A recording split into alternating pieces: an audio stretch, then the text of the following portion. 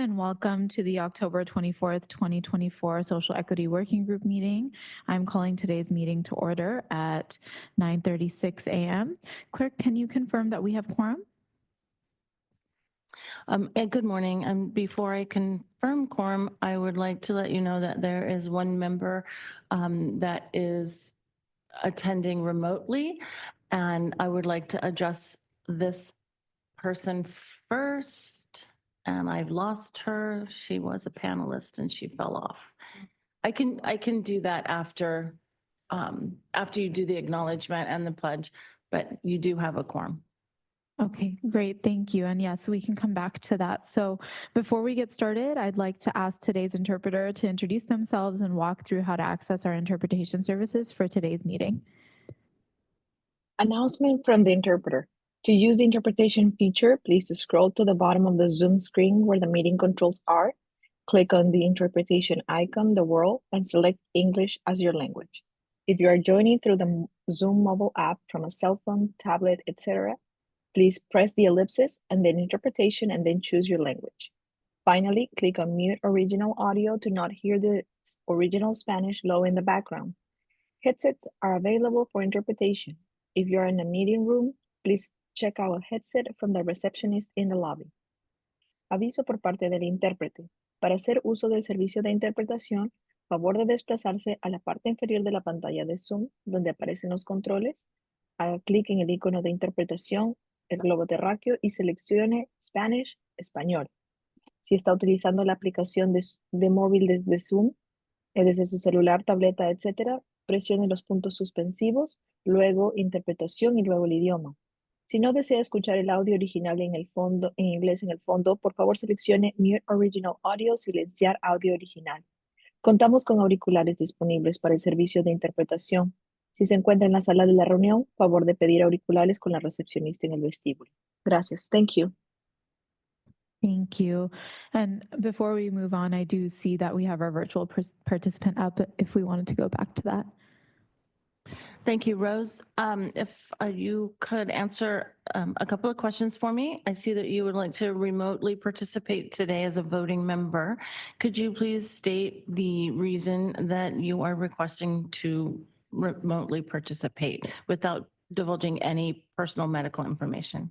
Okay, thank you so much. Yes, I have a medical reason that requires me to participate today remotely. Thank you. That does qualify for a just cause remote participation. I do need to ask if you are able to keep your camera on at all times. Yes, I can. And whether you have anyone 18 years or older in the room with you, and if so, their relationship. No, there's no one here except myself. And I can confirm, Chair, that this member has not participated remotely during this past year. And because of the remote participation of a voting member, we will need to do all votes on a roll call basis. Thank you. Okay, thank you. All right, and now I'd like to take a moment to acknowledge the land that we call home. We acknowledge the harmony that existed between the land, nature, and its original peoples, who have since endured displacement, persecution, and systemic oppression. We pay our respect to the unceded territory and homelands of the 18 tribal nations in our region, the most in any county in the United States. This land has nourished, healed, protected, and embraced them for many generations in a relationship of balance and harmony. As members of the SANDAG community, we acknowledge this legacy. We aspire to learn from Indigenous traditional knowledge and experiences in undoing the injustices of the past. Now, I will review the meeting process for both the working group members as well as members of the public who wish to participate. For working group members, when you would like to speak, if you could please raise your hand and I'll go ahead and call on you by name. In front of you are iPads where you'll find today's agenda and supporting materials by clicking on the arrow on the top left. Please note that you can zoom in and out using the iPad touchscreen. So with that, I'll turn back to the clerk to see if we can provide a reminder on how public comments will work. I apologize, Chair. I didn't. You want to know if we have a quorum? Oh, no, I was just wondering if you could Public share comment. the public comment Sorry. procedure. Thank you. We do have one public commenter virtually, Cranberry Sauce 23. Please go ahead. Hi, Blair Beekman. Thank you for the meeting today. With my 2-minute public comment, non-agenda public comment. We've been talking a lot about housing issues at SANDAG in the past month. We've had some really good public meetings on the subject. I was reminded that in your social equity meetings that a few months ago you had some new RENA reports come in about the future process of RENA, of how the RENA process can be more speeded up and created a bit more flexible, can learn to work a bit more flexible, have more flexibility in how it can work in local counties and areas of California. You guys had to kind of like really get into it and review it more. It seemed like some interesting work, but you just got to take your time to review its processes, what exactly that could be. It's more than just flexibility issues, but there was a lot of updates of how RENA could work, the improvements that I think we're all looking towards and counting on. And how is that process going? And how can that be a part of these recent housing discussions you're having at SANDAG? That was my question for yourselves at this time, something to consider. And just an overall thank you for the work of SANDAG. I've learned really important lessons that we may not be able to offer, full-blown, peace resolutions for the future of Israel area, Mideast area, but we can work at peace at the local level as officials, as elected persons. If we really focus on concepts of openness and accountability, those are some of the ways to really work towards peace instead of war at the local level. If we do those things at the local level, that goes a long way towards a resolution process.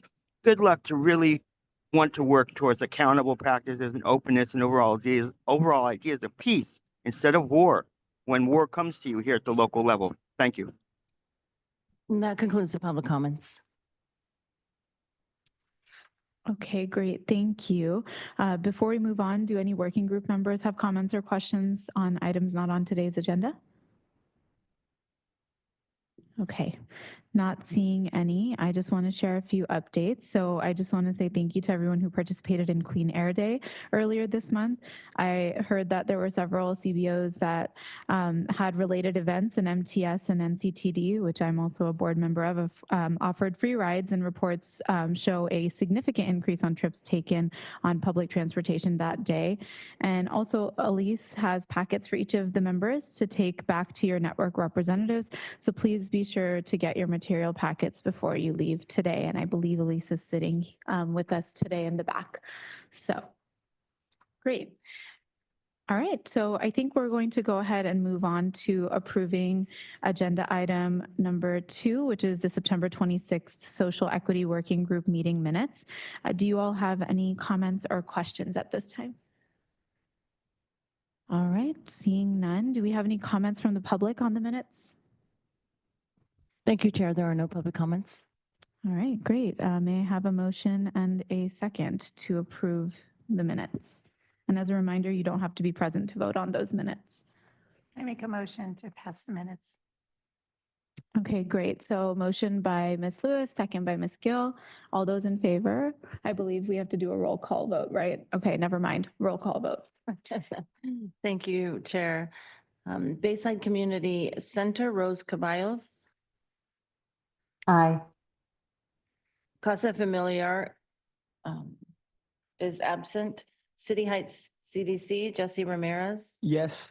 Chula Vista Community Collaborative, Josh Kohler. Yes. El Cajon Collaborative, Carol Lewis. Yes. Escondido Education Compact, Rebecca Perez. Aye. Mid-City Can, Belen Hernandez. Yes. SBCS Corporation, Jose Morales. Yes. Olivewood Gardens, Claire Grubner. Yes. Operations Samahan is absent. Yes. Oh, you are here. Okay, I apologize. That's Kathleen Varanzas. Thank you. Urban Collaborative Project, Camina Paz. Yes. And Vista Community Clinic, Jennifer Gill. Yes. And that motion passes with those members present. Great, thank you. All right, and we're moving on to item number 3. And to kick us off, we have Tim Garrett and Ruby Morales from SANDAG, who will give us an update on the coordinated plan and facilitate a discussion on its associated survey.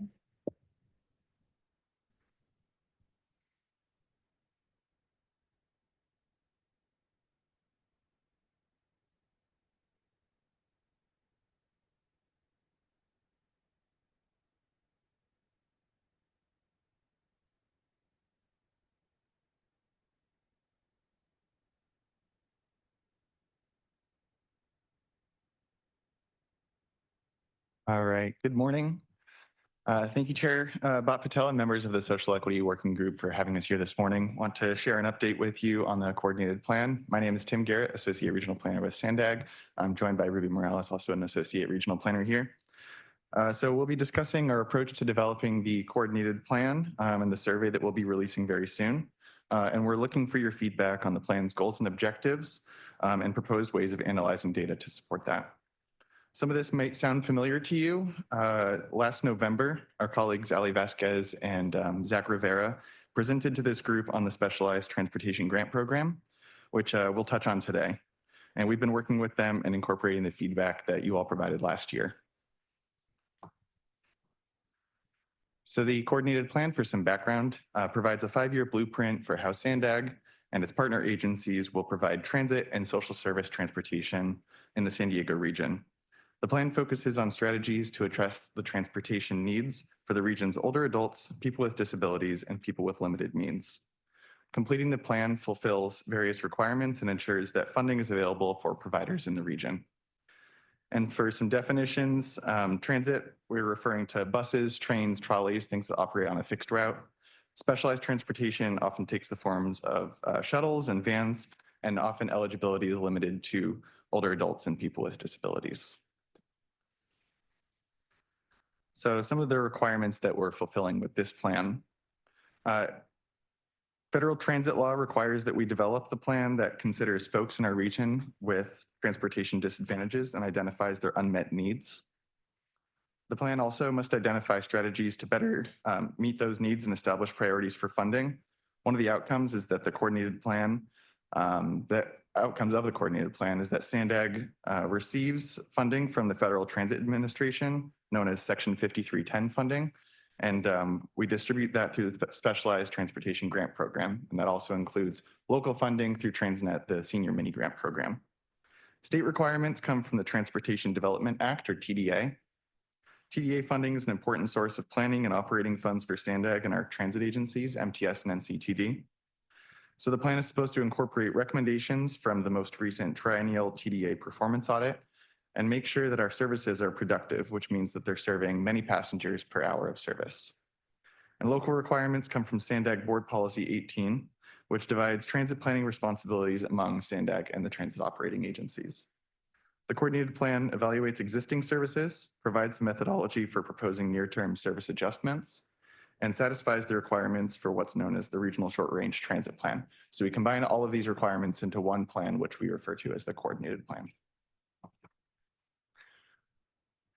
So within all of those requirements, we also have the opportunity to identify goals and objectives for what we want the plan to achieve and what we want to achieve for implementation over the next 4 years until we update it again. So this is the list summary of the goals and objectives from the 2020 plan.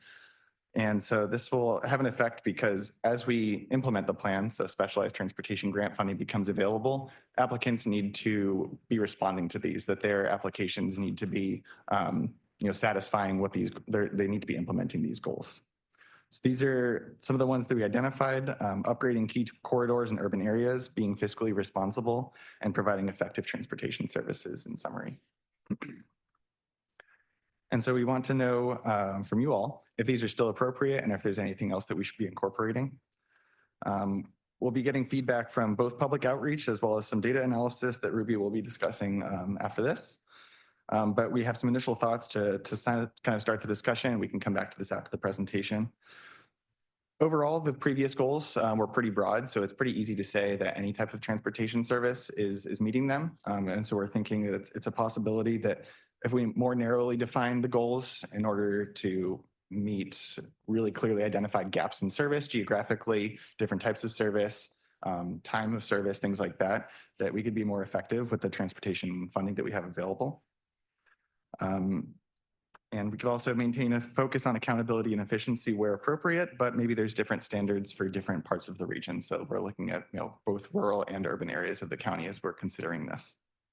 We also want to make sure we consider equity, making sure that people have access to transportation that suits them, meets their needs, but also that higher ridership services, for example, high ridership transit services in urban areas receives the appropriate level of investment in service quality. And so we'd love to hear after this what you all think, and noting that we have notes from presentation last year that Ali and Zach gave, and so we'll be incorporating that. Some of the things we heard were dependability, affordability, making sure that agencies that are operating have access to reliable funding so that they can budget for multiple years. Those are really important. So we're taking that into consideration. Next, Ruby's going to discuss the outreach plans for the project. Thanks, Tim. So a main component of our outreach will be our survey. The last coordinated plan had a questionnaire, and that was able to speak to the different themes of transportation needs, but we wanted data that was more statistically significant. So we are working with a consultant to develop a sampling plan that will consist of random and convenience samples. So people will be able to take the survey if they choose to, but we will also be distributing the survey randomly. So we will be sending out postcards and emails to folks across the region to achieve a random sample of people who are 65 and older or have a disability.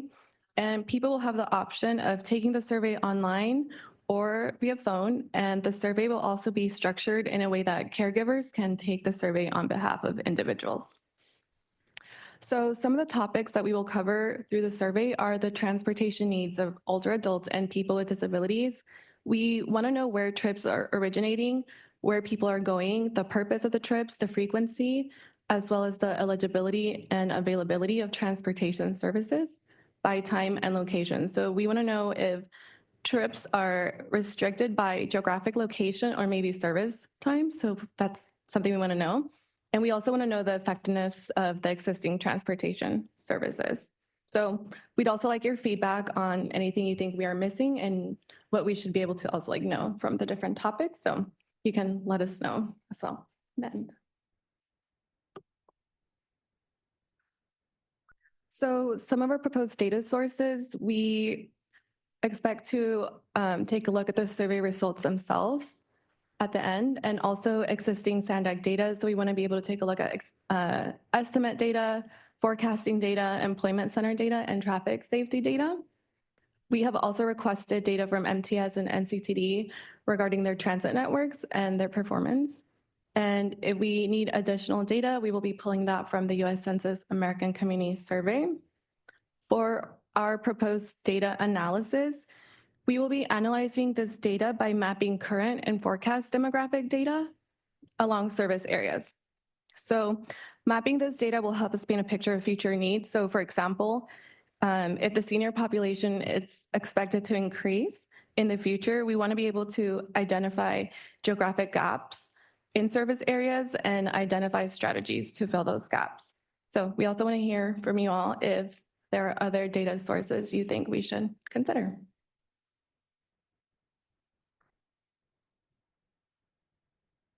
So the slides provides an overview of our next steps and milestones. We will continue with our survey and data collection efforts this fall. We will also provide outreach to writers and service providers. We will be conducting focus groups for service providers and writers as well this fall into winter. And as we receive data, we will be identifying needs and formulating strategies to address those needs. And ultimately, we will release a draft coordinated plan followed by a comment period and present our plan to be adopted in the spring. This slide shows how you can stay connected with us. If you want more information about our project, you can find that on our project website at sandag.org/coordinated-plan. Once the survey is available, we will also have it linked here in our project page.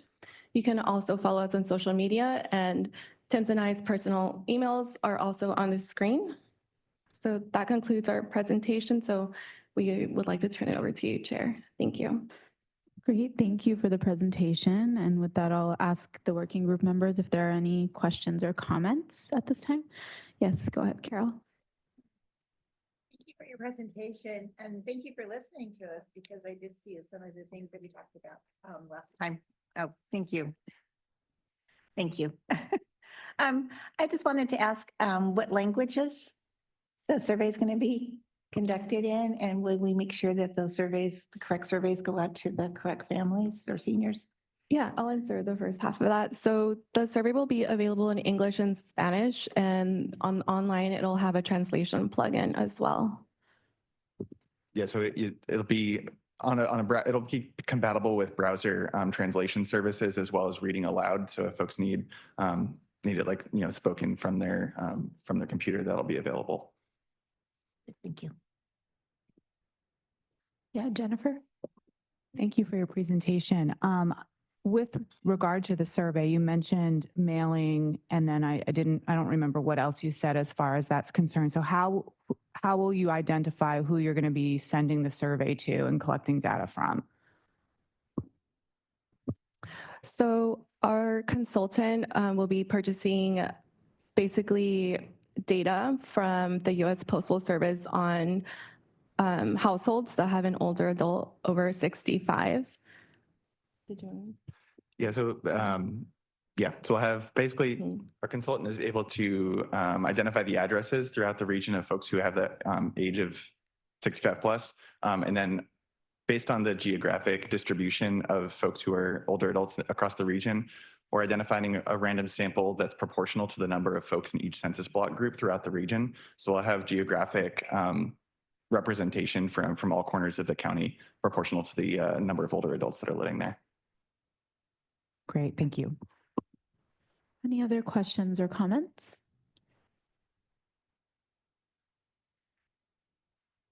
Go ahead, Claire. Thank you for the presentation. I have a few questions and or comments.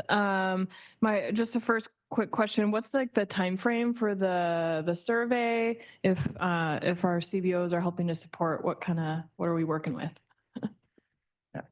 So we're like on a super quick timeline for survey development. We're meeting with the consultant like nearly every day right now to get the questionnaire back and forth and get it programmed.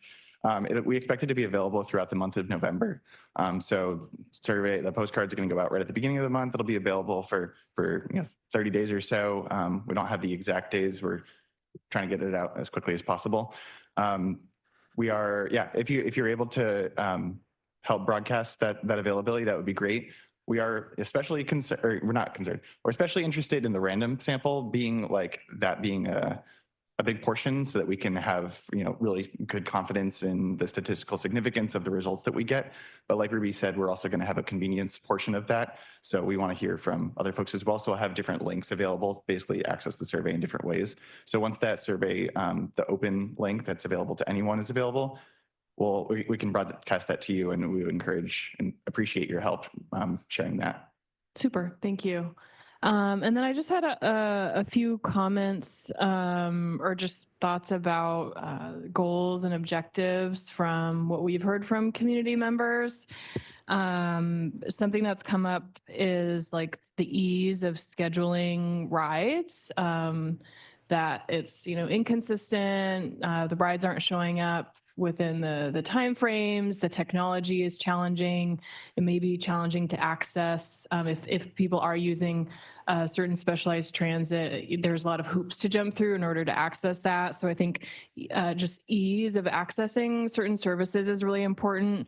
And then user-friendly technology. A lot of our elders are maybe not as familiar with some of the technologies, and so something that has it can be easily read, or it reads out loud for someone. It's super intuitive to use, and then first mile, last mile transit that connects with that connects with our public transit is really key as well. We have folks who, like at Olivewood, are trying to come to Olivewood. They're using public transit. The closest public transit stop is, 3/4 of a mile away, and so they have to walk.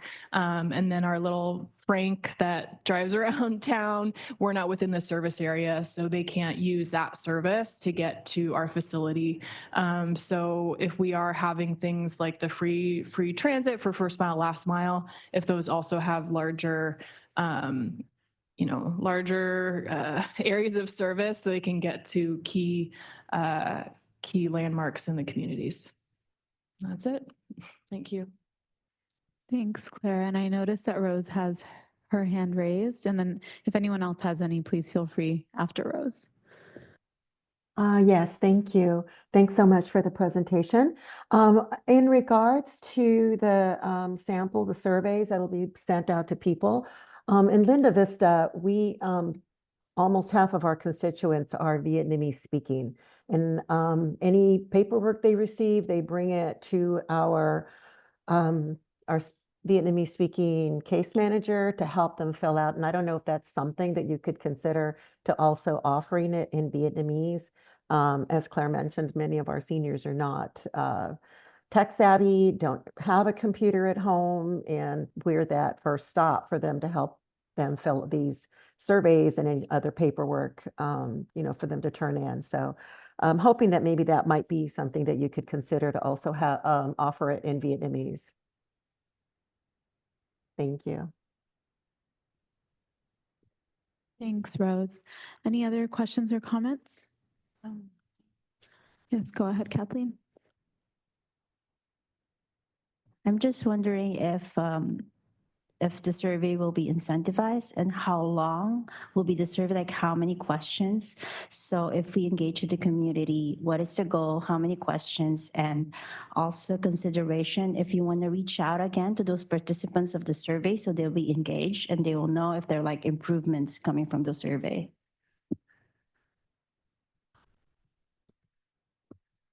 Yeah, so the survey will be incentivized and it won't be for everyone who takes it. It will most likely be for like the first X amount of people that take it. So we are working out those details right now. Do you answer the second? Yeah, we plan on incentivizing the random portion of the folks. Not able to incentivize everyone just because like the convenience sample, it might be, targeted to specific groups. And so that it kind of conflicts with the goal of the random sample. But that's a good idea about making sure that we connect with folks who have taken the survey afterward to make sure that they're being informed. We also got a recommendation when we presented to the STAC last month about having a progress report on the previous coordinated plan and how it's being implemented. And so we plan on incorporating that into this. So just basically trying to tie in like a longitudinal feedback loop of how we're incorporating feedback from folks, how we're incorporating into the plan, and then what the plan does, how it results in action for providing rides and things like that. So we'll take that. Thank you. Thank you. Any other questions or comments from working group members? Yes, go ahead. So I'm wondering if you're considering any questions about the built environment and how that may affect transportation services, or is it strictly like the trolley service, the bus service? Are you considering narrow sidewalks or tree canopies or bus shelters that make it more easier and friendly to use the bus and trolley service? Yeah, that is one of the questions that we have in our questionnaire. It's if people aren't taking, like Tim mentioned, like fixed route services, so like transit, like why? So that's something that we hope to know from the survey as well. And we'll also be having focus groups with writers so we can more specifically, once we look at the survey results themselves, we can be like, okay, let's really hone in on other things that maybe we can get from the survey as well. So the answer to that is yes, but feel free to add anything. Yeah, and I think I think the one thing I forgot to mention in your question, number of questions, I don't know the exact number of questions, but we plan on it being about 10 minutes of a response. And so balancing trying to get as much detail as we can from the survey, but also trying to make it as like accessible as possible. So not asking too many questions. So that's kind of why we want to do the focus groups, to be able to go more in detail about what the barriers are and what potential solutions are. So I think we do want to be able to address that, like sidewalks, first, last mile, like walking access, as well as, transportation access are challenges. And maybe that could be some of the recommendations. Thank you. All right, I'm just looking around one more time to see if anyone else has any questions, comments. All right, I will then go ahead and check in with the clerk to see if we have any comments from the public. Thank you, Chair. I have one public commenter. Blair Beekman, go ahead. Hi, thank you. Blair Beekman. I'm really liking the social equity group and what it works towards. It does some interesting work here at SANDAG. From your last public meeting and today's meeting, you've had after staff presentation comments from board persons first, and I don't think that's a quite proper way to run a public meeting like this. I mean, to have a study session process for a public meeting is an acceptable, good way to work sometimes, but I have some public comment that I want to offer that I feel can help in your decision making as you're talking and asking questions of staff presentations. And I think it's important that you work towards the procedural way of saying after staff presentation, is there any clarifying questions from our board persons? And then we'll go to the public, and then we'll come back to more larger questions from board persons. I think that's the more proper way to work, because that can allow a few public thoughts in your own questioning of these items. So maybe that's something to understand for the future. We can practice and to consider. Thanks. In my own comments, with 48 seconds remaining, I wanted to comment that I come from the SFA area and the San Jose, Santa Clara County area. Their VTA transit bus system, their ridership is coming way up. And, at post-COVID, they're doing some really good work, and they're trying to do it within good budget practices. They're trying to keep a balanced, good budget as they're doing it. I think they can be a really good model for yourselves in some form that I thought I'd just mention at this time. And good luck what we can do in best practices as ridership is coming up. And thanks for your words and how you're talking about this item in your questions. Language interpretation things are important for our future. Thank you. And that concludes the public comments. Okay, thank you. We will now go ahead and move on to item number 4. Thanks again for your presentation.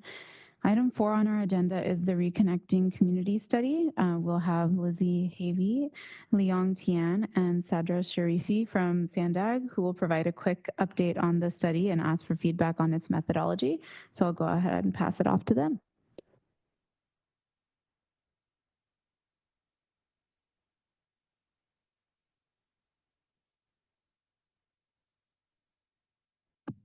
Thank you, Chair. Hi, everyone. My name is Lizzie Havey, and I'm a regional planner on the Sustainable Communities team. And I'm going to let everybody else along the line introduce themselves. Yeah, my name is Dr. Liang Tian and data science. Good morning, everyone. My name is Sadra Sharifi. I'm an associate data scientist. Hi, my name is David Tedrow, and I'm with the data science group here as well. Okay, so we're returning to you for a third time to talk about the Reconnecting Community Study. The study is funded by a Caltrans planning grant and is a joint effort between the data science and planning departments. So allow me to provide some context again on the study. So what our study is, it's a region-wide study to understand where transportation infrastructure, inclusive to rail and highways, has created barriers and negative impacts on communities. The study aims to define, identify, and prioritize solutions that will better reconnect communities. The first task of the study is using a data-driven process to help us understand where these impacts of transportation infrastructure are most prominent. So what our study is not. This is one of several efforts under the Reconnecting Communities umbrella and is not project specific. This study is not focused on one type of project because we need to identify a multitude of solutions with varying costs to prioritize fostering connections and feasibility of projects. So again, today's presentation is all about data. So we're going to dive into the analysis and better understand the methodology for feedback. At our previous meetings, we talked about a couple major themes, one of them being what is reconnecting communities. So we took time to talk about that. And what that refers to is understanding this is a national effort to restore connections and invest in neighborhoods previously and continually negatively impacted by transportation infrastructure like highways. Secondly, we worked with you all on draft definition of a disconnected community to help us determine key elements to factor in this analysis. To understand what is a connected community, we want to understand what is a disconnected community for the purpose, again, to better prioritize reconnection efforts. Therefore, the elements of that definition, such as accessibility to opportunities, environmental health, and safety impacts, to name a few, allowed us to propose data sources to incorporate into the analysis. You'll see those again today shortly. So now between my colleagues and I, we're going to be walking through the methodology or process of the analysis essentially. So zooming out, where we first started is we looked at the county as a whole to consider where the biggest impacts of heavy rail and highways on communities. Understanding proximity is most important in correlation to noise and air pollution exposure. Therefore, we proposed a half-mile buffer around each of the transportation facilities. Now to incorporate the different data sources we need to have data available at the same geography. So we overlaid the census block groups with our transportation infrastructure buffer.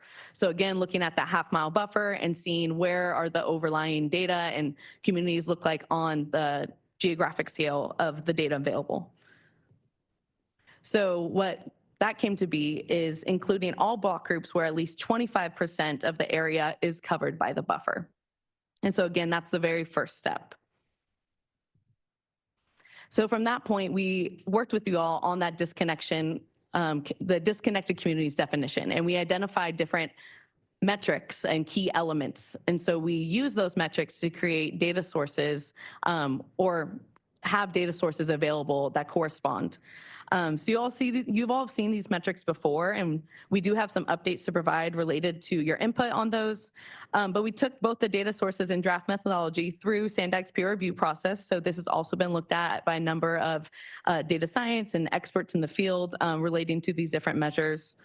And so again, they related to that definition that we had. And so for the methodology, we're considering accessibility to opportunities such as work, education, retail, medical service, and open spaces. We are also considering social equity metrics, and we're using low income as a metric, and that definition aligns with the regional plan. We also heard the last time we met that disinvestment and considering other economic factors was an important metric for this group. We explored many different ways to measure disinvestment that aligned with this group comments. So with the data and resources that we have available at this time, we will use real estate data to help measure disinvestment within the last 20 years. This metric is based on the amount of commercial and multifamily development or renovation has taken place since 2000. So in measuring disinvestment, it's really like the lack of that type of development or renovation that's taken place in the last 20 years. And lastly, we'll be using safety, mobility, environmental health impacts and the related indicators. So you can see kind of how we're looking at safety impacts, mobility, such as car trips for short distances, as well as for environmental health impacts, looking at pollution, which includes PM 2.5, diesel, and I'll let the data science team talk a little bit more about that. So they'll be able to talk a little bit more about the methodology and provide some examples on how these different metrics factor into the analysis. So again, kind of bringing it a little context, this methodology provides us local context for prioritizing reconnection efforts in our region, utilizing a data-driven approach. And I'll pass it to the data science team. Thank you. To start, let's explore the overall methodology framework. As Lizzie mentioned, we started the project by finding relevant data sources and defining the study area. The next step involved data processing, where we evaluated each data source for completeness and reformatted data to be used in our analysis. After that, we established different metrics to measure negative impacts of the transportation network. Each metric has its own measurement unit, which we convert them to a 0 to 10 scale to unify them on a single scale. For this project, we designed two-step process. In the first step, we identify primary impacted communities using accessibility, mobility, and environmental health metrics. We selected these metrics for the first step because they reflect direct impacts of the transportation system. And in the second step, we use other socioeconomic and safety metrics to prioritize identified communities in step 1. The final stage in our process is to review our findings and refine our methodology as necessary. For sake of time, I'll focus on some of metrics and main steps in the following slides. The first metric is mobility. To assess mobility within our study area, we specifically focus on car trips for distances that are easily walkable. The objective of this metric is to compare the direct versus actual distances of these trips crossing the transportation network. For example, the map on this slide shows a specific trip from a residential area to a nearby recreation park located across the highway. Although the direct distance from the starting point to the destination is easily walkable, the actual distance traveled by car is much longer due to road layouts and the presence of the highway. In our analysis, we measure the portion of these short trips made by car and projected these shares into a score on a 0 to 10 scale for consistency with other metrics. To measure the environmental and health impacts, we've selected specific metrics that are crucial indicators of these impacts. These include particulate matter 2.5, ozone levels, diesel particulate matter, estimated cancer risk, and asthma prevalence. Each of these measures has been scored from 0 to 10, reflecting their severity. We then created a composite score, which is the average of these measures for each block group. The map displays the composite scores based on environmental health metrics in the region. As expected, urban areas show higher scores, indicating more critical environmental health conditions.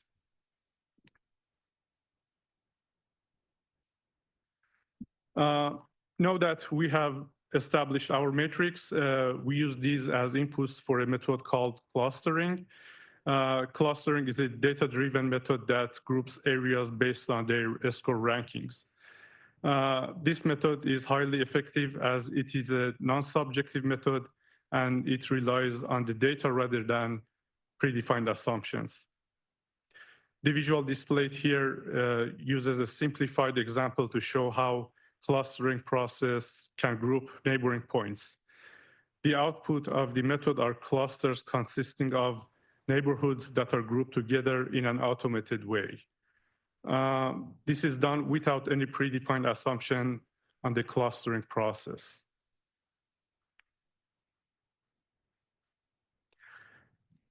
After identifying primary impacted communities in step 1, we move on prioritizing these communities in the second step. Specifically, we prioritize based on key factors, including safety, low income, and disinvestment. Safety metrics help us understand the risk factors affecting daily life by the transportation system. And low income and disinvestment metrics give us insights into the economic and social challenges these communities face.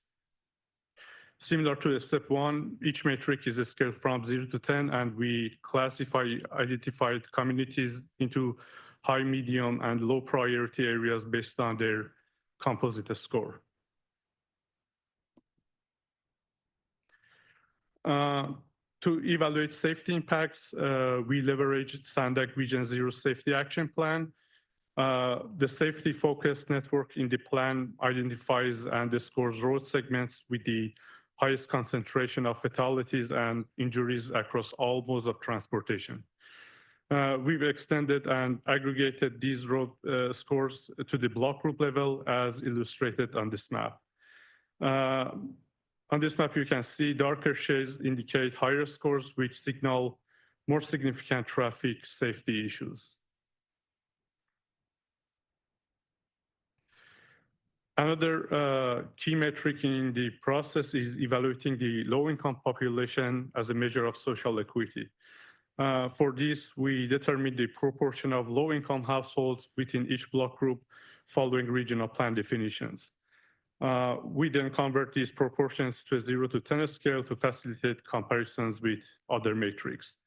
The map on this slide shows the distribution of low-income scores, highlighting area where disadvantaged communities are concentrated. With that, I turn it back to Lizzie. Great, thank you. So generally, here are some next steps. We'll be finishing up task 1, which is our data analysis task, with a map of the prioritized impacted communities, as well as the final documentation of the methodology and the process. These maps can be further defined in our next task, the existing conditions. And we want to work with all of you again in finalizing these deliverables and let you in on the insight gained from the existing conditions task. After our existing conditions task and starting in 2025, we'll be working through our next task to deep dive on best practices in reconnection community efforts. So looking beyond just like freeway caps, seeing what type of other options are available, develop implementation strategies at a high level. So maybe more project typology types for these impacted communities. I don't think with the resources we have available, we can't really pick out like these exact projects for these exact communities. So we want to better understand maybe typologies or certain examples to prioritize.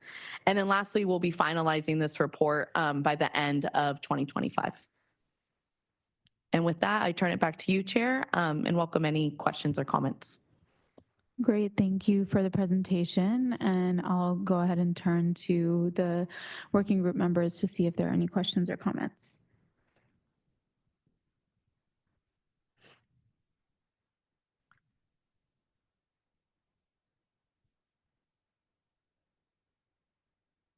Sure, Claire. Thank you for this presentation. Really excited about this project. I was curious how local jurisdictions are being involved in this process and if they have been, and then if not, or, kind of at what point conversations will happen as, once we get to projects, it's critical that there's, the commitment and the investment of local jurisdiction leadership in that type of work as well. To kind of zoom out for a moment and then to get into your question a little bit more, one of the goals of the study is to identify these areas and really having this further our SANDAG's commitment to equity. So in future regional plans, hopefully identifying additional projects that can be incorporated. In regards to this study specifically, we do want to put together a project development team made up of local jurisdiction staff to get their input. One of the major takeaways was we first wanted to have this like map of impacted communities to then be able to talk to the right jurisdictions, the right people. And we also want to work with you all, and we're still figuring out in what capacity of engaging you all in these types of this work, and specifically as it relates to your community, if that's kind of what this first step shows too. So yes, we're working towards that, and that'll be part of our outreach plan. Thank you. Anyone else? Any questions or comments?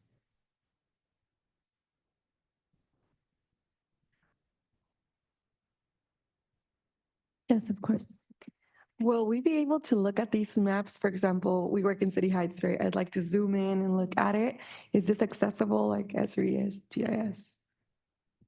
We're going to be putting together some like final documentation. It's a little bit more of a report base, but some things that we've talked about was actually having some of this data available on our open data portal. We don't know what that's going to be yet, but that we do want to make that available. So I think working with you, we can definitely, if you want to reach out, we can talk about what type of data sources you specifically want. And eventually we want to have this kind of be some data that people can work with as well. That's open to the public. Thank you. Yeah. Your depths of data are very deep and we might not need all of it, right? But I appreciate a simplified version of it. And I don't know if this question fits, but projects that have already been implemented to reconnect communities such as Toronto Park, right? We saw the assessment that they've worked, that they've accomplished what they were meant to do. I'm sorry, can you repeat the last part of your So question? is there an evaluation, like the projects that have already been implemented to reconnect communities, did they accomplish what they were meant to do? Did they effectively reconnect communities?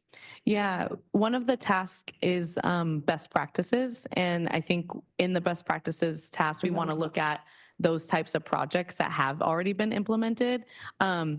Understanding like the benefits, I think, is a key part of it. So that's a good idea to incorporate into the best practices, especially given that we have Toronto Park in San Diego. So I don't know to what length we can, evaluate the effectiveness, but that's definitely a part we can dive a little bit deeper too into that task. Yes, that feedback loop, right? Yeah, thank you. Go ahead. I think Carmina also has one, and then I'll come back to you, Claire. Sorry. So I think another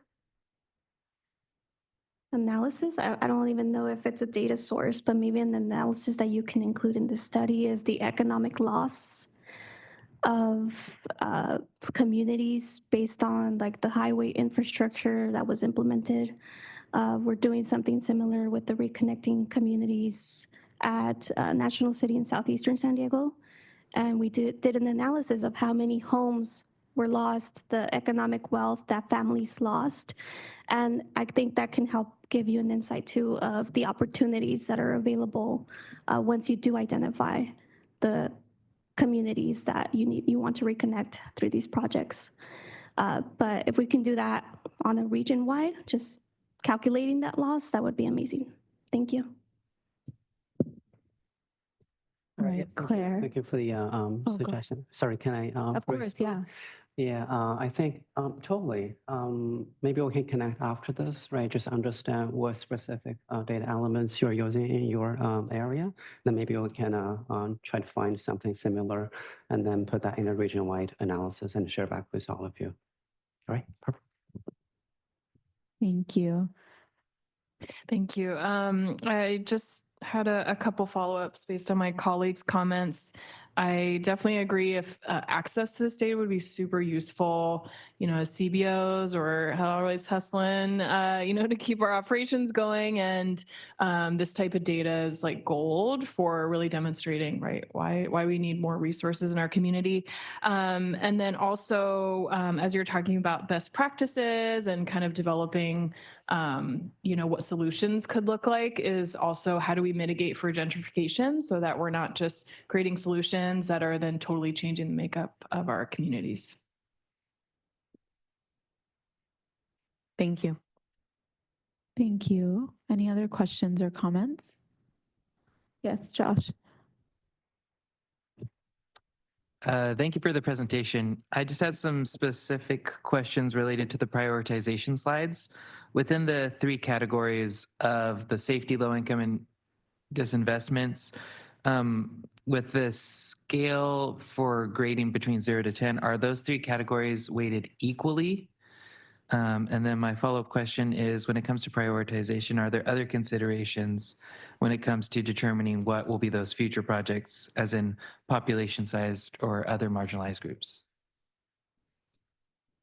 Do you all want to answer the first part? Yeah, for the first question, yeah, right now, yeah, we are considering those as equal weights.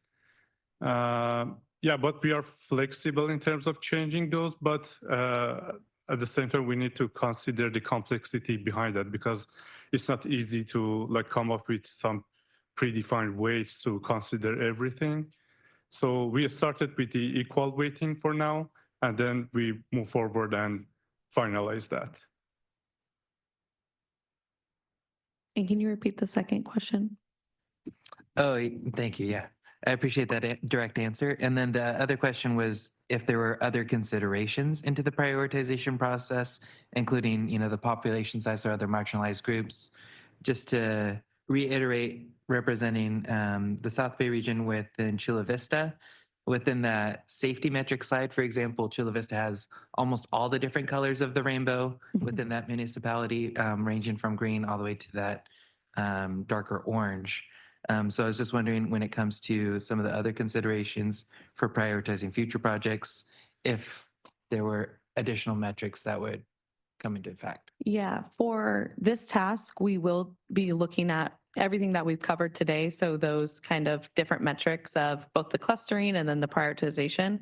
And that is going to result in kind of this map of low to high priority.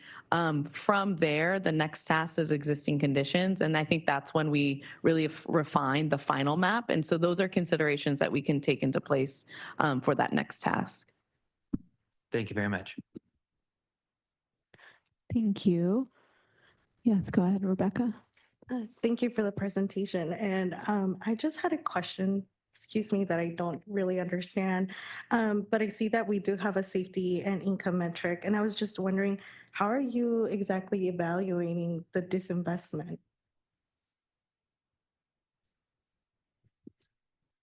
So the disinvestment information comes from a third-party real estate development company from which we license their database. The company's name is CoStar, and they have, for the entire country, a database of every commercial building as well as every multifamily housing unit building. And for each of those buildings, they have the location, the square footage, the rent, the is it industrial? Is it office building? Is it mixed use, et cetera? And so we took that building level database and aggregated it to the block group level to come up with the number of square footage that's been developed in each block group since the year 2000. Okay. And so in some areas, there's been a great deal of development.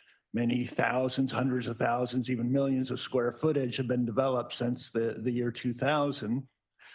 In other areas, very little or zero has been developed, has been built since 2000. And so those are the areas that are kind of considered the highest level of disinvestment that has taken place. Thank you. Greatly appreciate that. And then if I could just add a comment or an example, I know we were talking about the safety, and one example that we have. So I do live in Escondido, and they built that highway infrastructure on Broadway. And there's actually an elementary school called Lincoln Elementary right next to it.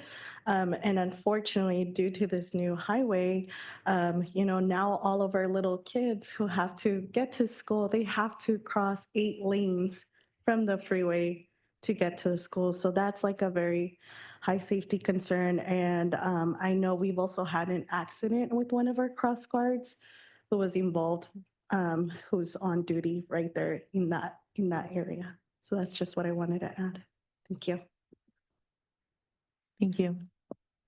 Thank you. Any questions on this side? Any questions or comments? Okay. Any more on over here? All right. Seeing none, we'll go ahead and move on to public comment. Thank you, Chair. I have one public commenter, Blair Beekman. Go ahead. Hi, Blair Beekman. I had to be doing a few other things, so it's actually nice that I can have a public comment here at the end. And I don't deny that the study session process of a public meeting, that way to work is a good way to work sometimes. But to note again the importance of a public meeting, public comment at the beginning before your conversation on subject matter of an item, it helps give a bit more view and ideas when you offer public comment at the beginning of the process. Thanks. The beginning of an item. With that all said, thank you for this item. To me, my two big issues that some of my issues that I really worry and think about and are interested in is mixed income ideas in the future of your equity planning, and how I think mixed income is just an awesome idea to talk about the future of flexibility. It can be a bit uncomfortable for some people the concept of how we invite people of low income neighborhoods into neighborhoods that are more high income. And but those kind of ideas are mandated, I think, by the state of California by 2029. I think it's important we start those conversations now and really develop good practices. And because it's awesome ideas, we just have to learn how to grow comfortable with the ideas. And we just have to make those efforts to be talking about it more and to be a more part of our lives, I think, because it's really good stuff. And it's just a matter of learning how we can talk to each other about it. Good luck how we do that.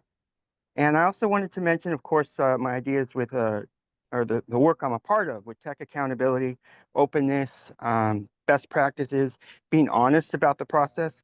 That does so much towards equity and building positive communities, neighborhood sustainability. It's indescribable how much that can help the process. It can help your own staff people right now, how we work in SANDAG. And it's just awesome practices, be open and accountable. Please work towards it. Thank you. And that concludes the public comment.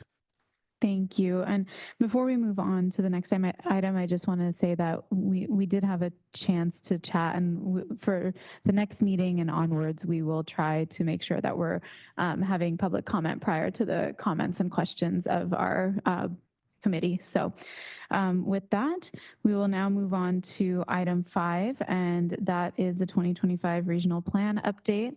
And so we are going to be joined by Cecily Taylor and Brian Lane of SANDAG.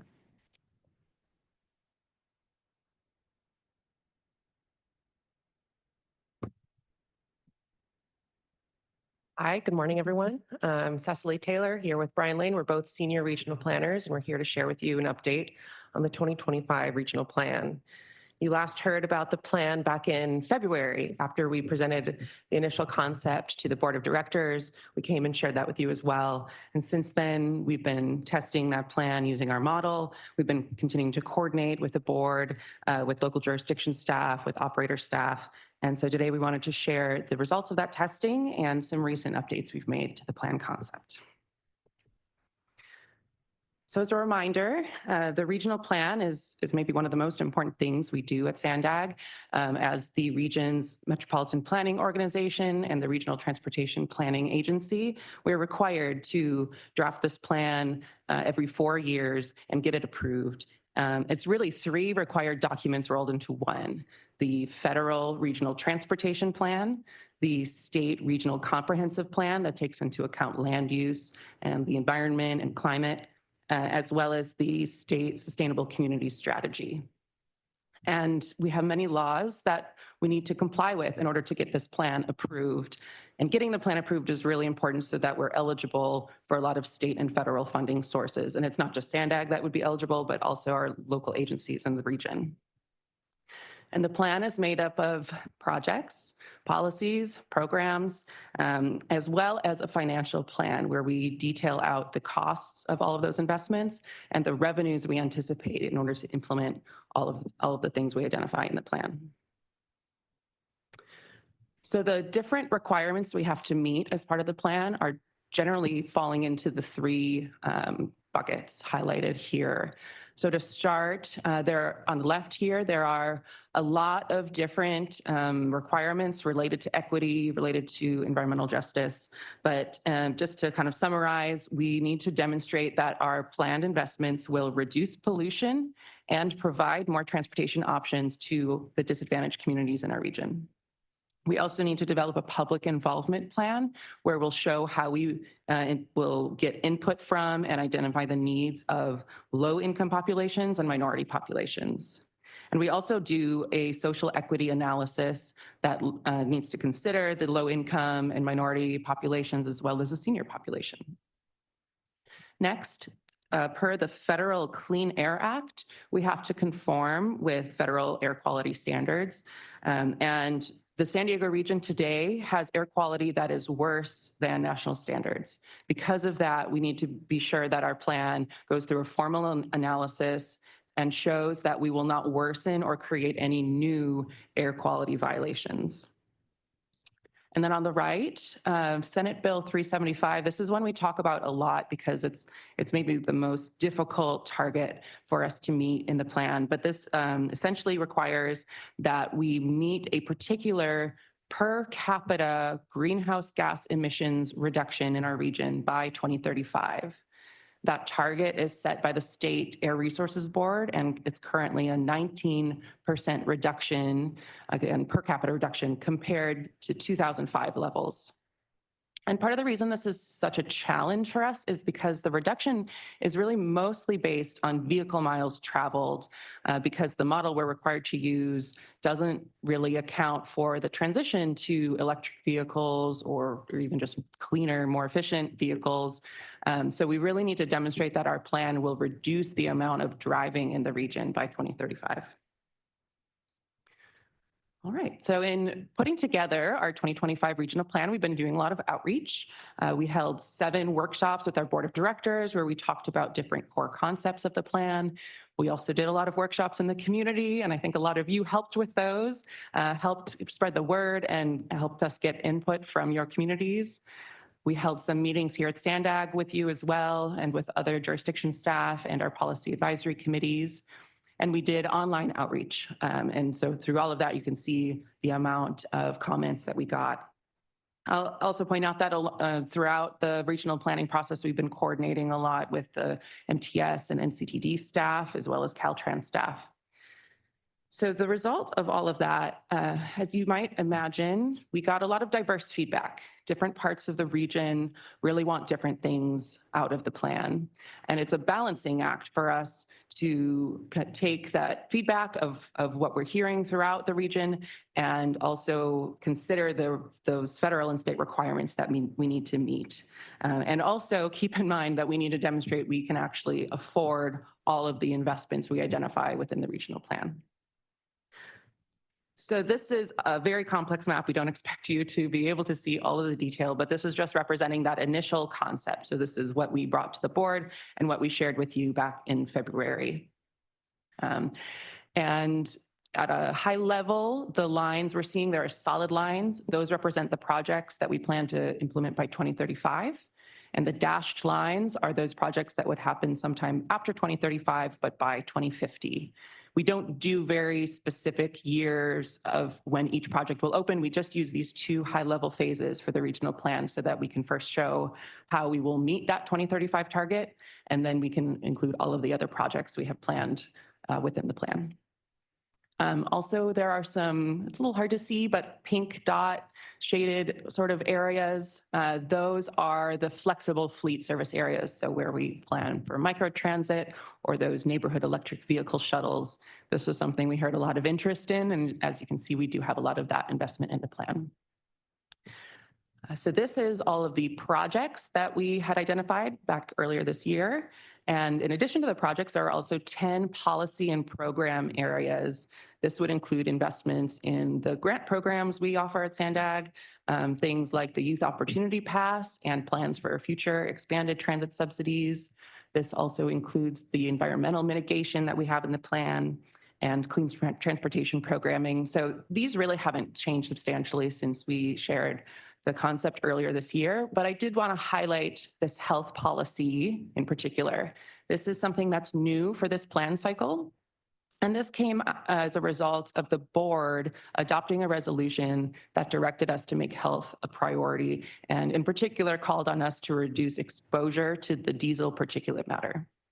So there are a lot of different investments that will improve health and air quality that we include in our plan, but just to highlight a few, we have our clean transportation programs that will incentivize purchasing zero-emission vehicles and will help speed up the deployment of the infrastructure, the charging infrastructure that's needed for those. We do have a focus to try to help low-income families in particular purchase these vehicles while also ensuring that they have access to the charging infrastructure. We're also investing in various freight projects that are consistent with our sustainable freight implementation strategy. One example of this is the Harbor Drive 2.0 project, and this will include investments along Harbor Drive, along the working waterfront in San Diego and National City, and it will include improvements like freight signal priority, truck-only lanes, and zero-emission vehicle charging infrastructure. Ultimately, the goal is to help trucks move more efficiently to and from the port and have those trucks move along designated truck routes so that they're not using the local streets as much, which should help reduce the noise and emissions that the historically disadvantaged portside communities have experienced. Another freight project included is to reduce wait times at the border for trucks. And this should help reduce idling while also supporting just overall cross-border travel and the cross-border economy. And last thing we have highlighted on this slide are the investments in active transportation, allowing more people to safely walk and bike as they're making shorter trips, just be able to benefit from the physical activity that you can, physical activity you can do in just going about your day. And not highlighted here, but also very important for the health policy are the investments in the transit network so that more people can have the option to use transit as a cleaner way to get around the region. So all of these investments together really help address that health goal that's in the regional plan this cycle. So what have we been up to the last few months? We took the concept that the network and the list of all the projects, we took these policies and programs and the land use assumptions, and we've been modeling that to see how we are doing on those state and federal targets. And the good news is it does look like we can meet our targets. It's still preliminary. There's still a few things that need to get worked out. We're very close, but we are feeling confident at this point. One of the reasons that we're not kind of 100% final just yet is that we still need to get approval from the State Air Resources Board on our technical methodology, how we go about calculating this reduction. We submitted documentation to them back in April, and we just received comments a few weeks ago. So we're working to address those comments, but we do feel comfortable that we'll be able to get approval and meet the target as we're currently calculating. And part of the reason that we're able to meet the target is from looking at recent data. SANDAG has done a lot of surveys to understand how people are traveling in the region since the pandemic, and we're seeing that there's a lot more teleworking happening. Or maybe some people have just changed their typical mode choice. But regardless of the reason, the surveys are showing us that people throughout the region are driving less than they were pre-pandemic. So that's really helped us to reach this 19% reduction. Okay. Another complex map here, but this is the revised transportation network that we have now and presented to the board last month.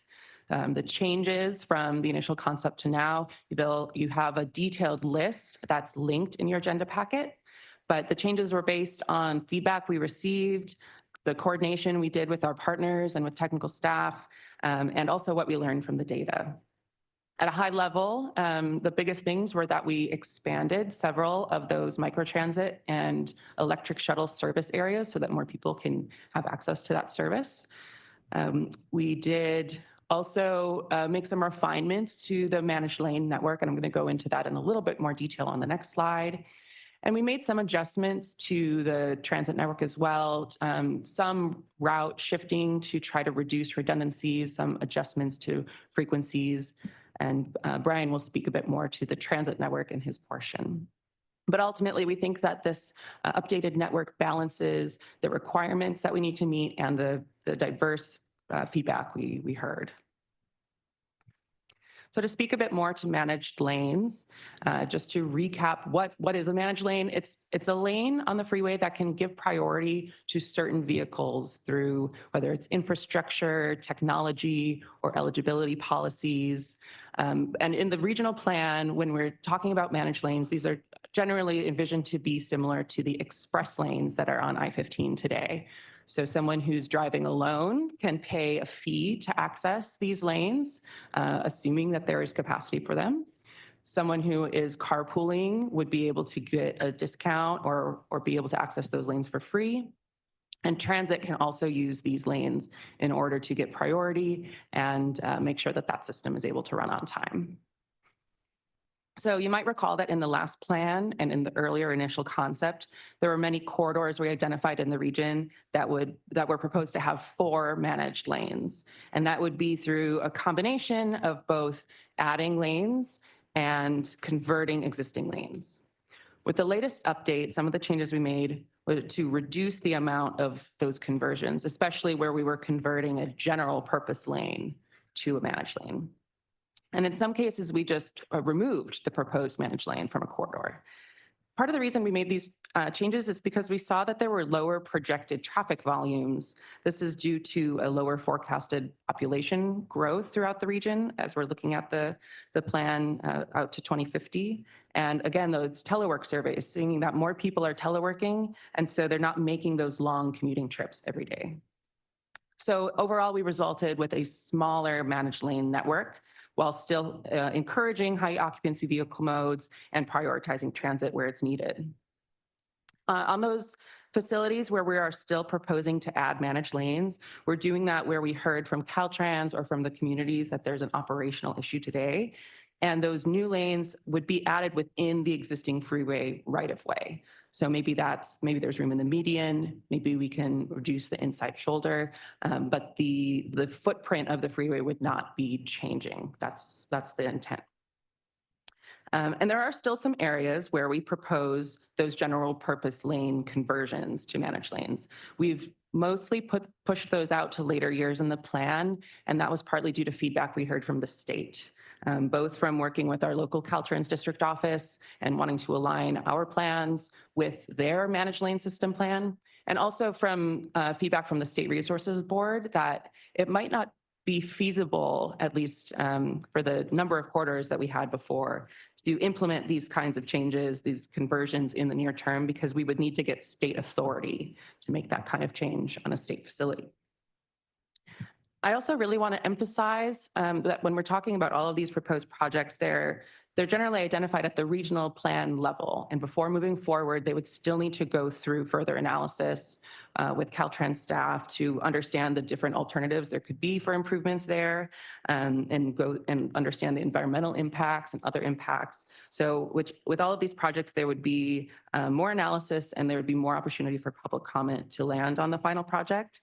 But for now, for the regional plan, we do feel that we're proposing a network that balances the different needs we've heard and can still meet our state and federal air quality targets. So with that, I'll hand it over to Brian to speak a bit more about the transit network. Thank you, Cecily. And so this is a lot in this table, but I'm just trying to highlight that I'm proud to say that transit is still a majority of the costs in the regional plan go towards transit, just transit specifically. There's other great projects that interact with transit, active transportation, biking, all those sorts of things that increase that majority of the costs. But transit is still a huge component of the regional plan, and that's something I'm proud of. This lists all the types of modes that are in the regional plan. And I think something worth highlighting in this is that, today there's already 148 routes out there.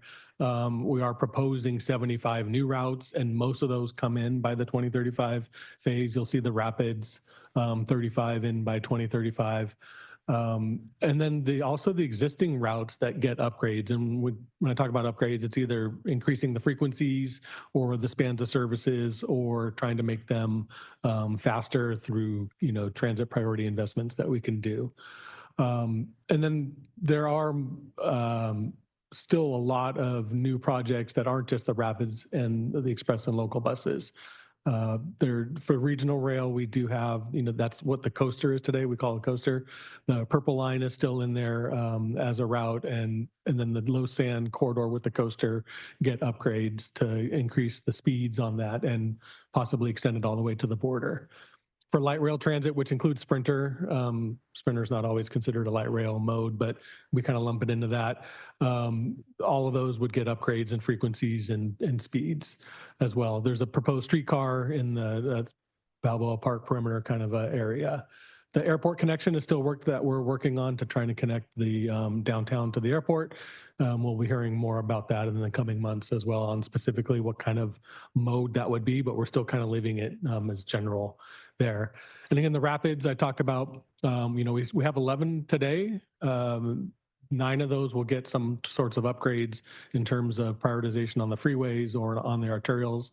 And then there's 35 new routes in there. So pretty excited about that. You'll be hearing more about 6 rapid routes that we're planning on in this very short term to kind of get the ball rolling on 6 of those. We'll be bringing that back probably in the spring at some point to talk about those, and kind of excited again on what the work we're doing there. There's express buses, local buses, circulators are kind of the routes that are more the services that MTS and Entity run in smaller areas. And then, like Cecily pointed out in the map, the microtransit is a kind of a newer thing in the regional plan and expanded a lot in the plan. We've been hearing a lot from our board members and constituents that that's something that they'd really like to see. There's 4 existing routes kind of out there, or will be existing by the time the plan starts, that are being piloted. North County Transit's working on one up in San Marcos. Southeast San Diego will be starting one soon. Coronado's kind of doing something. So we're really kind of excited to see the results of these pilots, see how they're working. I heard from Barry's not here, Carmina, you're here, but that maybe we consider piloting more late night or weekend services on microtransit, not just looking for the peak type of ridership. I heard that from Supervisor Montgomery's staff as well, of really trying to think outside the box in terms of microtransit and what it can do. But we do have a whole lot of new routes and areas in there, including a lot in the rural areas. And then that last line for the rural bus, we've been hearing a lot from the folks out there that, sadly, if you know anything about those routes, they only run out to Campo, Borrego, further out in those areas. They only sometimes run 1 day a week. And so we're really hoping to increase the frequencies on those to daily to provide more services to the folks out there.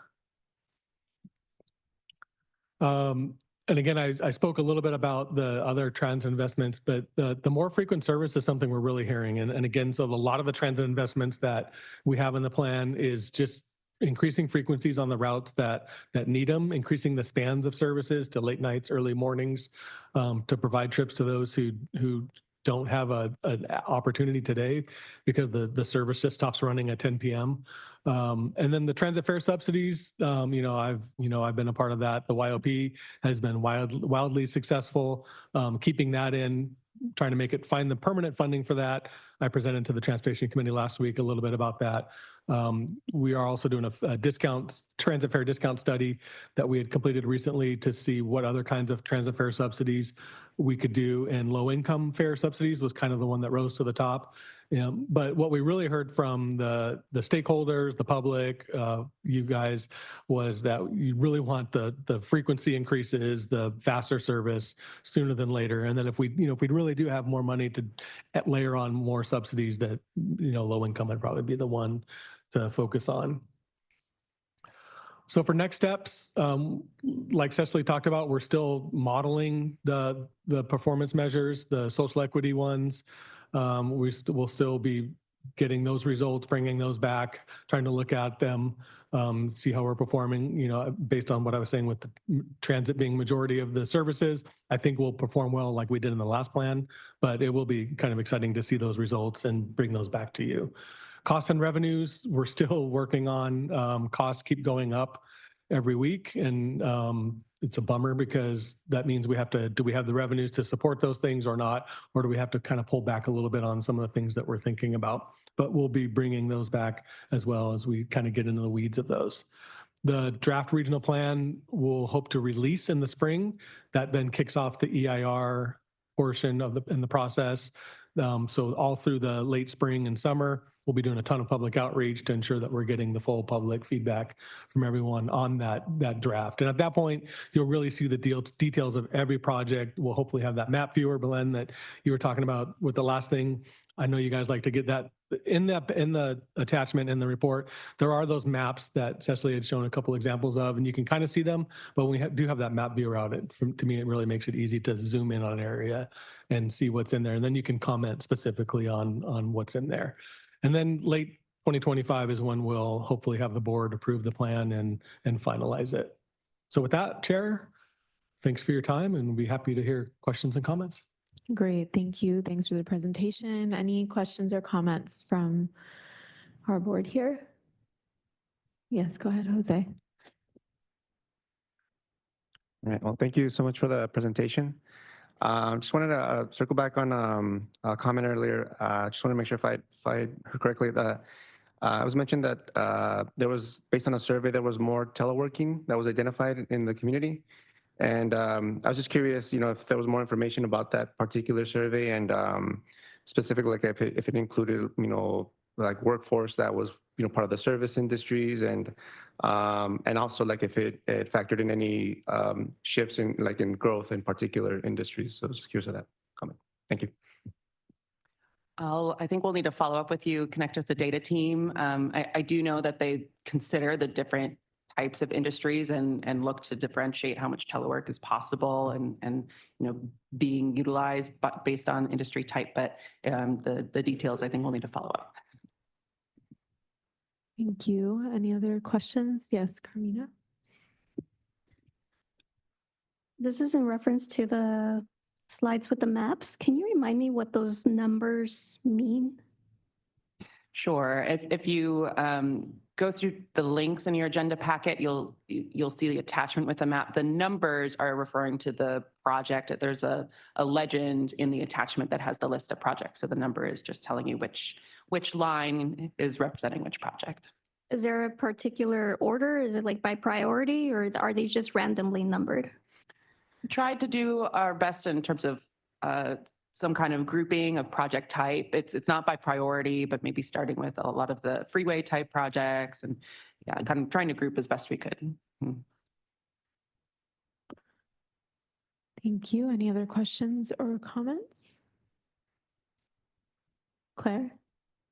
And then Belen. Thank you for this presentation. It's exciting to see all of the projects coming up. I had a question regarding like diesel trucks and if there are any specific requirements for businesses and different entities to reduce their diesel trucks and move towards EV versus moving, continuing to have diesel, incorporating like biodiesel and that kind of stuff. Yeah, it's a good question. I think we'll need to follow up with the goods movement team. I know that obviously we're incentivizing. Oh yeah, Tim is going to jump up and answer. Hello again. Yeah, I can respond to that. So the regulations on converting trucks and other types of vehicles to zero emissions, those don't come from SANDAG. Those are primarily coming from the state and federal governments. And in particular, when you're talking about trucks, CARB, California Air Resources Board, has several rules, including advanced clean trucks, advanced clean fleets. They're kind of the two most relevant ones. So those are the ones that are specifying exactly who needs to convert their vehicles and when. It's a little bit technology agnostic. It's not saying you need to convert to electricity or to hydrogen or to biodiesel or anything like that. It's like based on, you need to be like zero emissions basically. And then industry, like manufacturers are coming up with new technologies that are zero emission. So depending on the size of the company, if you're like vehicles are domiciled in California or the revenue, there's a little bit of a different timeline in like the industry type, but primarily by like 2035, all new trucks are going to have to be zero emissions, and then they can continue to be used for a certain amount of time. There's a certain useful life, and then by 2045, basically everything's going to be zero emission. There will be like, yeah, that'll basically everything diesel will be phased out at that point. And then maybe can you talk about the freight implementation strategy and kind of how like these, I think some of these funding is like how we can help. Right, for sure. So yeah, the regulations are coming from the state, but we're interested in helping the industry get there. So we think it's really important to add additional incentives to make it so that folks who operate, trucks in the region or they own trucks, that they have access to charging infrastructure and that they have access to additional funding to help them purchase new trucks that are going to be more expensive than the diesel counterparts. So we have incentive programs as well in the regional plan that are going to be available to be competitive, that folks can be able to purchase those and make that transition. We think it's important to have a little extra investment because it is going to be more expensive for them.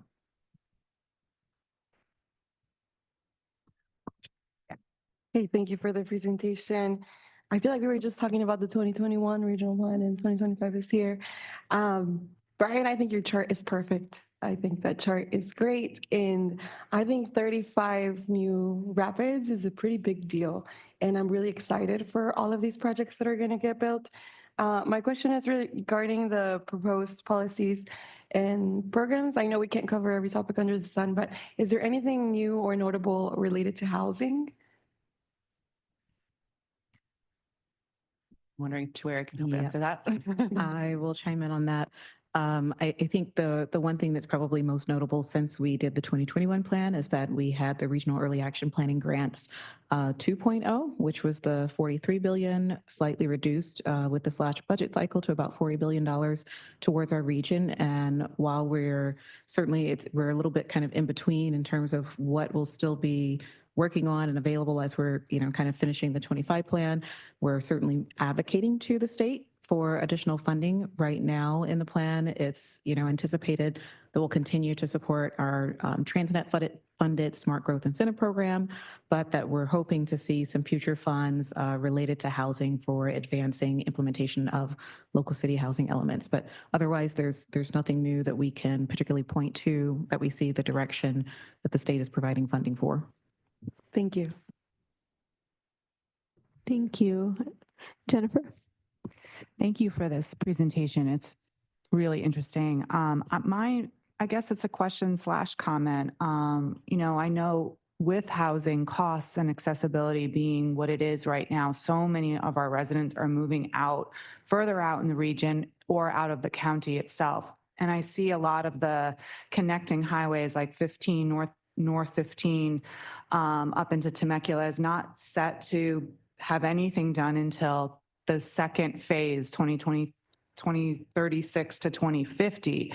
So how set in, I know this is draft, but how set in stone is that time frame with knowing people are moving further and further out, yet the transit options for them are very little. So how is that being taken into consideration?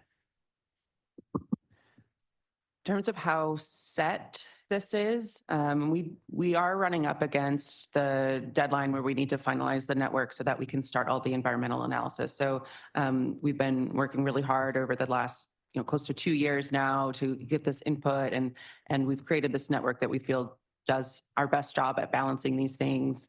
While I believe it's the highway project is not phased till 2050, there's still a rapid route that is phased sooner to help connect to Riverside County. So that's one option we see. And yeah. It's maybe hard to see on this.